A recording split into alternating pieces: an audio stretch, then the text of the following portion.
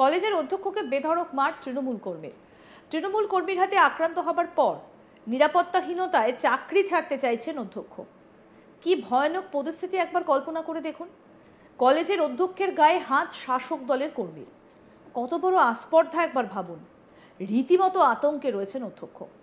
এই ঘটনাটা নদিয়ার চাপড়া গভর্নমেন্ট জেনারেল ডিগ্রি কলেজের। আক্রান্ত ওই অধ্যক্ষের নাম শুভাশিস পাণ্ডে। 2021 সালে তিনি চাপড়া কলেজে অধ্যক্ষ হিসেবে নিযুক্ত হন। তিনি মূলত কীটপতঙ্গ রক্ষা করার গবেষক হিসেবে কাজ করেন। পাশাপাশি পরিবেশ কর্মী হিসেবে গোটা দেশ জুড়ে কাজ করেছেন তিনি। প্রায় 5 বছর ধরে চাপড়াতে কর্মরত ছিলেন। মূলত ওই এলাকাতেও যাতে সমাজে কীটপতঙ্গের অবলুপ্তি না হয় সেই কাজও করে আসছিলেন তিনি। চাপড়া এলাকাতে দীর্ঘদিন ধরে দেখা যায় যে সমস্ত সরকারি জায়গায় ঝড় জঙ্গল হয়েছিল, সেগুলো পরিষ্কার করে জবরদখল হচ্ছিল। ফলে সেই প্রভাব কীটপতঙ্গের ওপর পড়ছিল। মূলত সেই কারণেই তিনি মানুষকে সচেতন করতে বিভিন্ন জায়গায় সচেতনতামূলক বোর্ড লাগিয়েছিলেন। কিন্তু দেখা যায় কিছু সাধারণ মানুষ সেই বোর্ডগুলো ভেঙে ফেলে। মূলত তিনি ওই ভাঙা বোর্ডের একটা মেরামত করতে গিয়েছিলেন নিরাপত্তা রক্ষীদের সঙ্গে নিয়ে।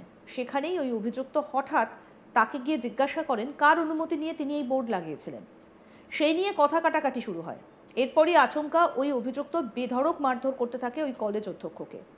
অভিযুক্তের নাম অজয় ঘোষ। অভিযুক্ত অজয় ঘোষের ভাই চাপড়া হাটখোলা গ্রাম পঞ্চায়েতের সদস্য। তারপরই আক্রান্ত ওই অধ্যক্ষকে চিকিৎসার জন্য চাপড়া গ্রামীণ হাসপাতালে নিয়ে যাওয়া হয়। অধ্যক্ষ শুভাশিস পাণ্ডে অভিযুক্তের বিরুদ্ধে চাপড়া থানায় একটি লিখিত অভিযোগ দায়ের করে। পরে সাংবাদিকদের মুখোমুখি হয়ে কার্যত তিনি কেঁদে ফেলেন। চরম আতঙ্কের সঙ্গে তিনি বলেন, আমাকে যেভাবে মারধর করা হয়েছে আমি এই কলেজে কিছুতেই আর কাজ করতে চাই না। তিনি ঠিক কি বলেছেন আসুন শোনাই। কি বলছেন অধ্যক্ষ শুভাশিস পাণ্ডে।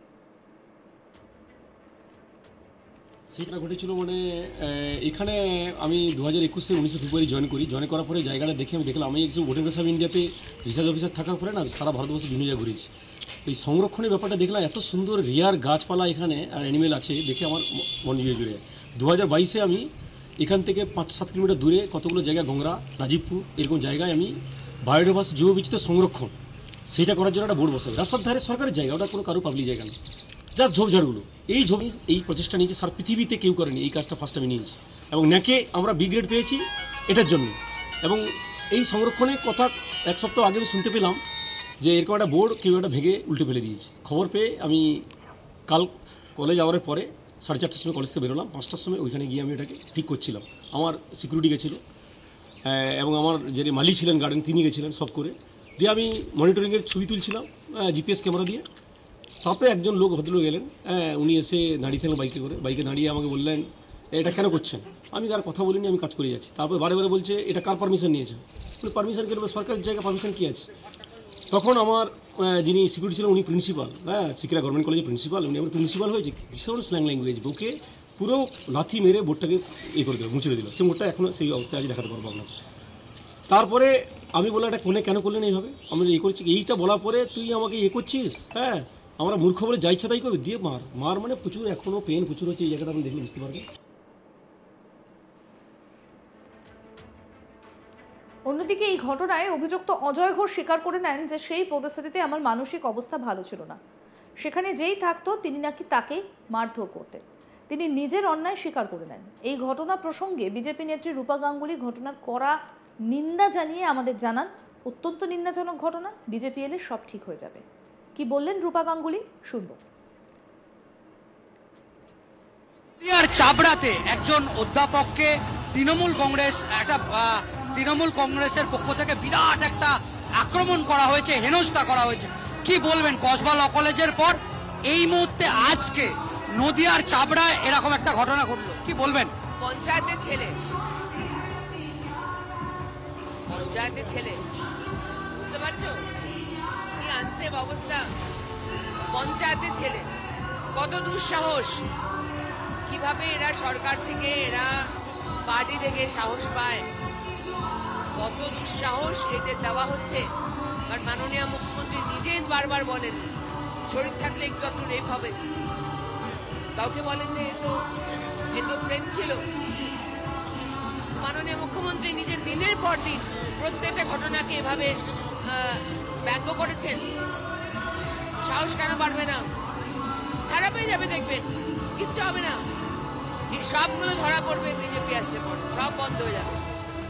আপনার কাছেও নিশ্চয়ই খবরটা এসে পৌঁছেছে চোপড়া পঞ্চায়েতের যে বিষয়টা নদিয়াতেই হয়েছে, আজকেই হয়েছে।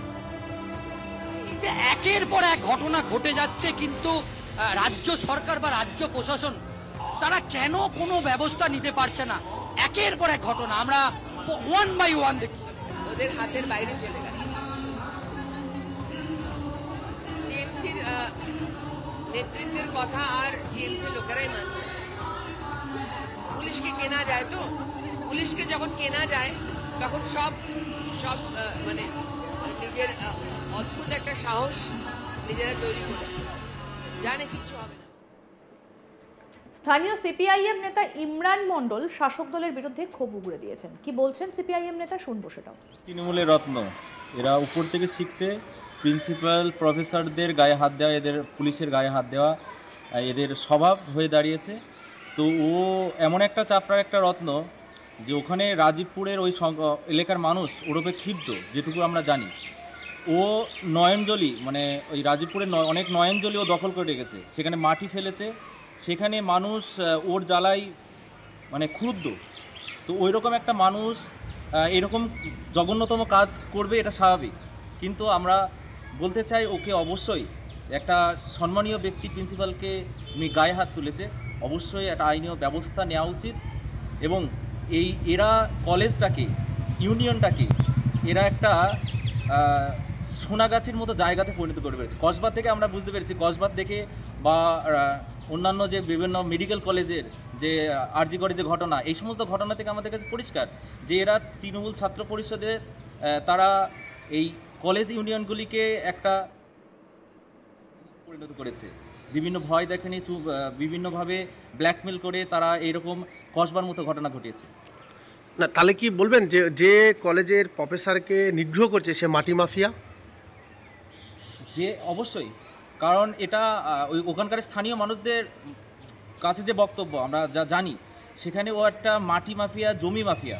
ওরা মানে নয়নজলিগুলি দখল করছে, সেখানে মাটি ফেলে সেখানে জল যেতে দিচ্ছে না, সেখানে অনেক চাষিদের ক্ষতি হচ্ছে, জল যেতে পারছে না সেখান দিয়ে। তাহলে কি সরকারি জমি দখল করার পরিকল্পনায় নিগ্রহ, মানে প্রিন্সিপালকে নিগ্রহ করেছে?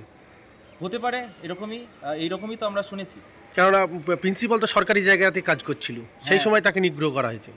ওখানে প্রিন্সিপাল গাছ লাগাচ্ছিল, ওই জন্যই হয়তো যে গাছগুলো লাগাচ্ছে তার যে জমি বা তার দখল করা জমি হয়তো পড়ছে, সেই জন্য সে প্রতিবাদ করেছে। আরও আপডেট পেতে দেখতে থাকুন আজ তাক বাংলা। সাবস্ক্রাইব করুন, নোটিফিকেশন পেতে বেল বাটন অপশন প্রেস করুন, হোয়াটসঅ্যাপেও ফলো করুন আজ তাক বাংলা।